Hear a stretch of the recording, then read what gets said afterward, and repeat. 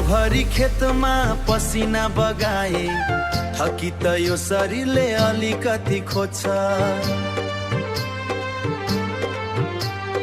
एकै घुटको रक्सीले थकाइ मेट्छ, दुःख बिर्सिन म भट्टीतिर लाग्छु।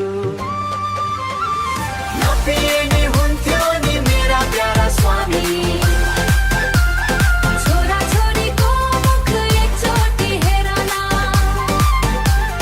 सासको बेलामा तेरो नआऊ तिमी मलाई रुवाएर कस्तो सुख पाउँछौ।